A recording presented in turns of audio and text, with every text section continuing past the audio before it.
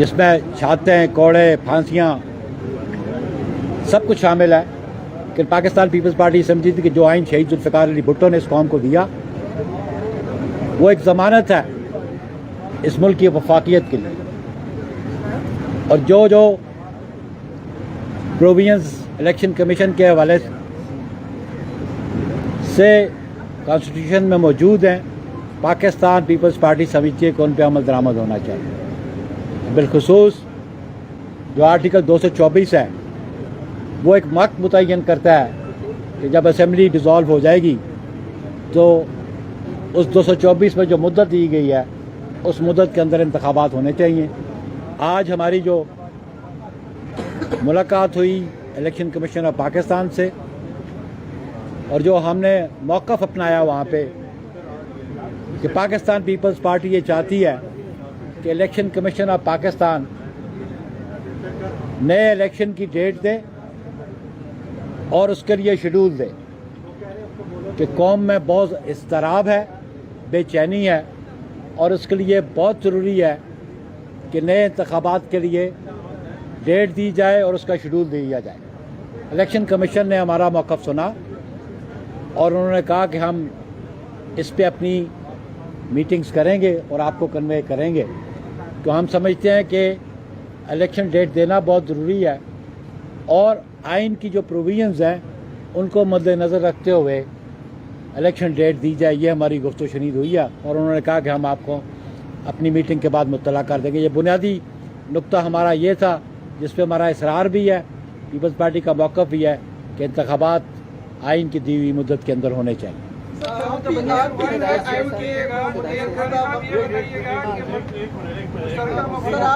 भी चाहते हैं कि जो इंतखाबात में वक्त पर हो, तमाम सियासी जमातें चाहती हैं, मुशावरत भी हुई, मुलाकातें भी हुई, मसला कहाँ पे आ रहा है सर? आखिर इलेक्शन कमीशन कंफ्यूज क्यों है? नहीं, इलेक्शन कमीशन कंफ्यूज क्यों, ये तो सवाल आप उनसे करें। तो मैं नहीं मेरी बात सुन लेना कि मैं इलेक्शन कमीशन को रिप्रेजेंट नहीं करता। मैं यहाँ पाकिस्तान पीपल्स पार्टी को रिप्रेजेंट करता हूँ। हमने अपना मौक़िफ़ उनके सामने रख दिया कि जो आर्टिकल्स आइन के उनके मुताबिक आप इलेक्शन डेट दें। उन्होंने कह दिया कि जी हम इलेक्शन कमीशन बैठ के ये फैसला करेगा और आपको आगाह कर देंगे। आप चलिए रहमान साहब आप बात करें। नहीं हो गई बात, तो बात करने की क्या बात करनी है?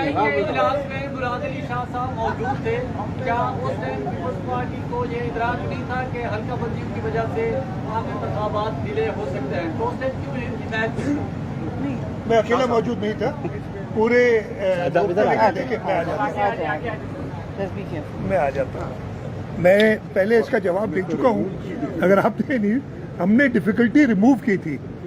अगर उस वक्त सीसीआई में 6 लोग मौजूद थे, मैं और नवीद कमर साहब मेंबर्स थे, कायरा साहब भी वहाँ मौजूद थे जो स्पेशल इन्वाइटी थे, और अगर जो अप्रूव हुई है सेंसस उसके अंदर अगर आप देखें तो आर्टिकल 51(5) में जो बंदिश है कि जी अगर सीट्स चेंज होती हैं तो दोबारा कॉन्स्टिट्यूशनल अमेंडमेंट होगी, वो नहीं हुई। हमने तो मुश्किल दूर की थी उसमें, अगर उसको आप इस तरीके से देखें।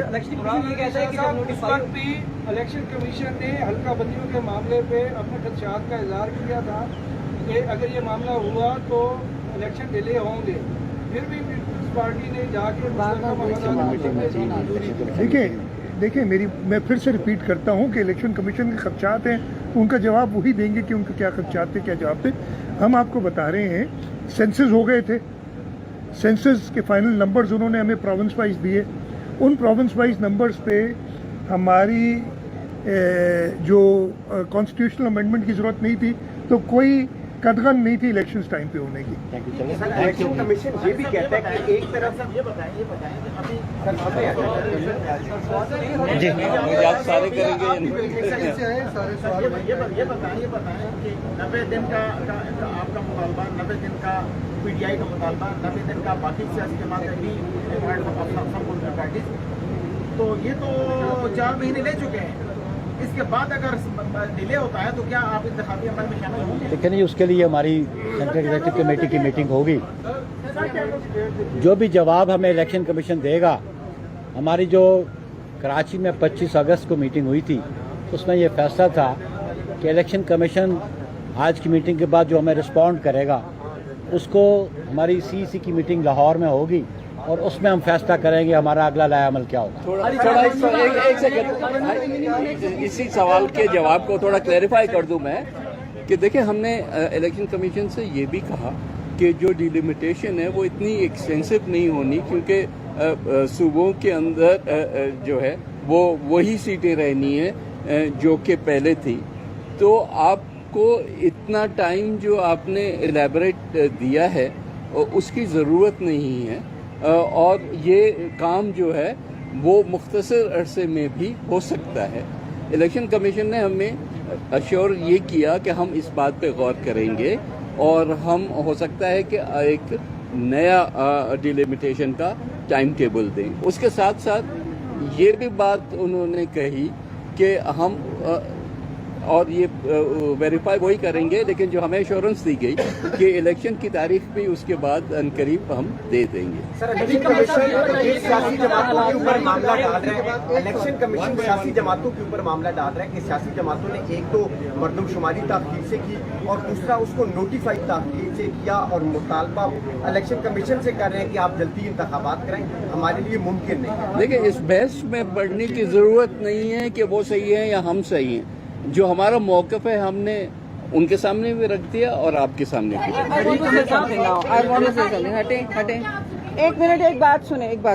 एक जो आपने बात बार बार की है, just give me a little space, just सांस इधर आ जाना। मैं ये सिर्फ कह रही हूँ, देखिए अभी बार बार आप वही सवाल कर रहे हैं कि इलेक्शन कमीशन पे डाल रहे हैं। हमने बिल्कुल इलेक्शन कमीशन से आज वाज़े तौर पे कहा है कि ये आपकी और बहुत अच्छी मीटिंग हुई है, बहुत खुशगवार माहौल में, लेकिन हमने अपने जितने भी खदशात हैं डिले के हवाले से वो सामने रखे और कहा कि आइन हमारे लिए बालातर है किसी सब्सिडरी लेजिस्लेशन से, नंबर 1। नंबर 2, उनकी जिम्मेदारी बनती है जी फौरी तौर पर वो एक शेड्यूल अनाउंस करें, क्योंकि मुल्क में अभाम नहीं होना चाहिए। नंबर 3, डिलिमिटेशन जो हल्का बंदियों का अब सामने वो रख रहे हैं कि एक तो ये अदालतों में भी मौजू सामने आ गया, सब जुडिस है, लेकिन वो भी हल्का बंदियां जो हैं, जैसे अभी ये 3 बातें हुई हैं जी, और आगे न्यूट्रलिटी की बात वो तो होती रहेगी, लेकिन हल्का बंदियों के हवाले से कहा कि ये आइन में नहीं है तरजीह आइन में 90 दिन की है, तो टाइम उसके ऊपर बाला हो, और वो प्लीज उनसे ये सिर्फ तवक्को है, वो फ्री एंड फेयर इलेक्शंस कराते हैं, वो ऑटोनमस हैं, वो एक उन्होंने अपनी हैसियत और एक रेपुटेशन बनाई है, तो अब वो मेहरबानी करके एक इलेक्शन शेड्यूल